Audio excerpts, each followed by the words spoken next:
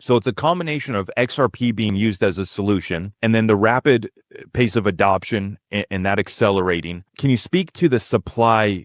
I've used the term supply shock eventually is coming in for XRP. How much is actually floating out there here? I mean, obviously, if XRP goes up to $5 or $10, there might be another, billion XRP that gets sold. How much is out there though for retail to even pick up? It's going to depend on the ratio for the ETFs and if that's part of that when that's going on, right? So right now there's around 1,000 XRP per share of the ETFs that are going to be issued. And so if that's the case, I mean, they're going to have to be buying up gobs and gobs of XRP to back those ETF shares that they're going to be selling. So every share of the ETFs that they're proposing would be backed by 1,000 XRP. That's one of the ratios, right? So there's different people that have announced different ratios. So we'll see a range, won't we? Yeah. Yes. Yeah. Depending on which one you're, buying into, they'll be priced different and they'll have a different amount of XRP that backs it. Same thing with the Bitcoin ETFs, right? But there's going to be a ton of demand because it's spot. They have to accumulate that much XRP to back those shares. When I spoke with Simon at Uphold, he asked me how much XRP I thought was between the exchanges and retail. And I told him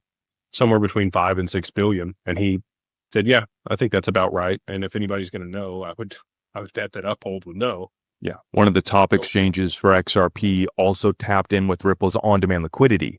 So they get to see both sides of this scenario. I think what could be left is somewhere between $500 million and $1 billion on the exchanges available for purchase. And I really don't think retail holds much. I think retail is somewhere between 1.2 and 2 billion XRP is all of retail is what they hold. We, have a good portion of that with Digital Wealth Partners, close to 150 million XRP for our clients that are holding that in institutional custody and working with us to be able to earn returns and borrow against that. So, meeting with 2,500 people over the last 4 years in the space, I think I have a good idea of how much XRP is out there in the retail community. And to your point, a portion of those people are going to liquidate a big piece of their bag on the way up, but it's still only maybe a billion XRP that could flow onto the market, 1/100th of the supply that might be available. So when there is a supply shock, it's going to be significant. Yeah.